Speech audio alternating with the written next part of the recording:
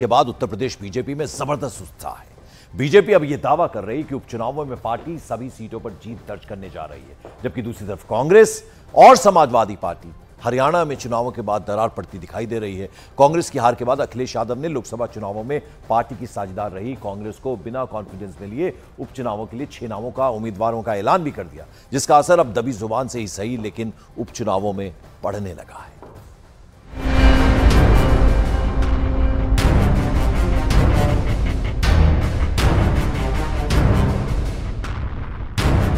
ये घड़ी UP BJP के लिए उत्साह से भरी है। 10 सीटों पर होने जा रहे उपचुनावों पर हरियाणा के नतीजों ने ऐसा असर किया है कि पार्टी का कॉन्फिडेंस 7वें आसमान पर है और इस आत्मविश्वास के पीछे है हरियाणा और जम्मू कश्मीर चुनावों में योगी फैक्टर।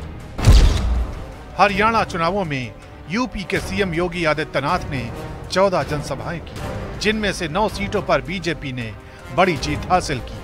जम्मू कश्मीर में योगी आदित्यनाथ ने 5 जनसभाएं की, जिनमें 4 सीटों पर बीजेपी को जीत हासिल हुई। यानी हरियाणा और जम्मू कश्मीर में योगी आदित्यनाथ की सभाओं का स्ट्राइक रेट शानदार रहा। साथ ही उन्होंने अपने भाषण के दौरान जनता के बीच जो मैसेज दिया, उसने संजीवनी का काम किया। बहनों और भाइयों, राष्ट्र से बढ़कर के कुछ नहीं हो सकता, कुछ नहीं हो सकता। और राष्ट्र तब सशक्त होगा जब हम एक रहेंगे, नेक रहेंगे, तभी नेक रहेंगे। बटेंगे तो कटेंगे।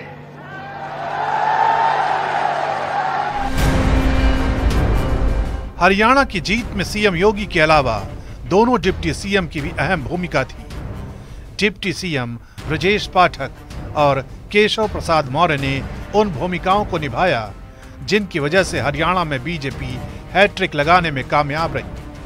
यही वजह है कि नतीजों के असर को उपचुनावों में बीजेपी के लिए एक अहम सकारात्मक संकेत माना जा रहा है। एक तरफ जहां ग्राउंड जीरो पर बीजेपी के कार्यकर्ता लगातार चुनाव प्रचार में जुटे हुए हैं, तो दूसरी तरफ टिकट बंटवारे को लेकर समाजवादी पार्टी के नेता और कांग्रेस पार्टी के नेता आमने सामने हैं। बीजेपी 200 सीट पर होने वाले उपचुनाव को 2027 विधानसभा चुनाव का सेमीफाइनल के तौर पर देख रही है। बीजेपी का मानना है कि जो भी पार्टी इन उपचुनाव में सबसे ज्यादा सीटों पर जीत हासिल करेगी, जनता के बीच उस पार्टी को लेकर साफ संदेश जाएगा, मैसेज जाएगा और वही पार्टी 2027 विधानसभा का चुनाव में जीत हासिल करेगी। बीजेपी को उपचुनावों में जीत का 100% भरोसा है।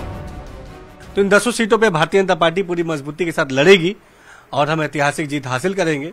उत्तर प्रदेश की हमारी योगी सरकार ने हमेशा प्रधानमंत्री मोदी जी के लीडरशिप में उत्तर प्रदेश के डेवलपमेंट को सुनिश्चित किया है, उत्तर प्रदेश की उन्नति और विकास को सुनिश्चित किया है। उत्तर प्रदेश ने आज अपनी क्षमताओं का विस्तार किया है और यकीनन 200 विधानसभा सीटों पर हम ऐतिहासिक जीत हासिल करेंगे। कोई दुनिया की ताकत उपचुनाव में एनडीए को, बीजेपी को हारने से, मैं दोबारा कह रहा हूं, रोक नहीं सकते हैं आप। उधर समाजवादी पार्टी ने कांग्रेस को बिना कॉन्फिडेंस में लिए 6 नामों का ऐलान कर दिया, जिसने गठबंधन में दरार की ओर इशारा किया है। लेकिन कांग्रेस कह रही है कि गठबंधन किया है तो धर्म निभाया जाएगा। उम्मीद है कि बातचीत की टेबल पर मामला सुलझ जाएगा। ये जो गठबंधन का धर्म है, जो उसका सम्मान है, ये हमारी पार्टी की ओर से लगातार रहेगा और उसको एक राष्ट्रीय पार्टी होने का जो पूरा हमारी पार्टी को वो है, उसकी जो एक बड़ी जिम्मेदारी होती है, उस जिम्मेदारी को भी पार्टी पूरी तरह से निभाएगी और पूरा रिगार्ड करेगी, पूरा उस गठबंधन धर्म को निभाएगी। पूर्व विधानसभा उपचुनाव, मंझवा विधानसभा उपचुनाव, ये 2 सीटें ऐसी थी जो कांग्रेस लगातार डिमांड कर रही थी कि इन्हें टिकट दिया जाए। कांग्रेस के इफेक्ट हमारा ये कहना है कि लोकसभा में चुनाव में भी न मीडिया को करने की जरूरत है, न इस चुनाव में आपको करने की जरूरत है। हम आपसे सिर्फ इतना कहना चाहते हैं कि सभी लोग मिलकर जो भी बाकी सीटों पे जो फैसले होंगे, आप भी खुश होंगे कि कितना अच्छा गठबंधन हुआ है कांग्रेस के साथ और हम लोग सब मिलकर चुनाव लड़ेंगे। दरअसल फूलपुर विधानसभा सीट और मझवा विधानसभा सीट पर कांग्रेस अपने उम्मीदवार चुनावी मैदान में उतारना चाहती थी, लेकिन समाजवादी पार्टी ने फूलपुर से मुस्तफा सिद्दीकी, मझवा से ज्योति बिंद को चुनावी मैदान में उतार दिया है। इसके अलावा करहल से तेज प्रताप यादव, सीसामऊ से नसीम सोलंकी, मिल्कीपुर से अजीत प्रसाद, कटहरी से शोभावती वर्मा को चुनावी मैदान में उतारा है। उधर बीजेपी के लिए इसलिए भी उत्साहित होने का मौका है क्योंकि हरियाणा विधानसभा चुनाव में दलित वोट कांग्रेस की तरफ शिफ्ट नहीं हुआ। आरक्षण के बारे में झूठ बोल के हमारे दलित भाइयों को बरगलाया, उन्हें बहकाया, उनका वोट बैंक की तरह इस्तेमाल किया, जिसकी सच्चाई 2024 के चुनाव के बाद खुल गई।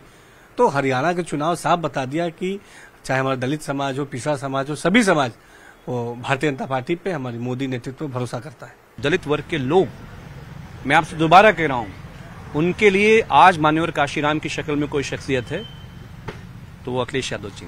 अभी जो वोटों का पूरा वो बना हुआ है उत्तर प्रदेश में, जो असंतोष है उसका, तो बीजेपी के खिलाफ है पूरा यहाँ पे मामला। और अगर ठीक से गठबंधन उसको पॉलिटिकली आर्टिकुलेट करेगा, मतलब एकजुटता के साथ उसको राजनीतिक प्रणीति में ले जाएगा परिणाम की तरफ, तो हम 10 सीटें जीत सकते हैं आज की स्थिति में। ये समय को तय करना है कि किसके दावों में कितना दम है।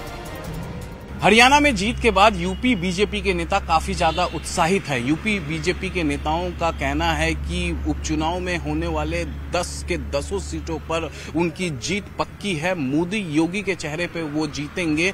और जिस तरीके से मुख्यमंत्री योगी आदित्यनाथ ने हरियाणा चुनाव में 14 जनसभाएं की, इनमें से 9 पर बीजेपी ने प्रचंड बहुमत से जीत हासिल की है, इससे ये साफ है कि मोदी योगी के चेहरे पर वो 10 के 10 सीटों पर उत्तर प्रदेश में होने वाले उपचुनाव में जीत हासिल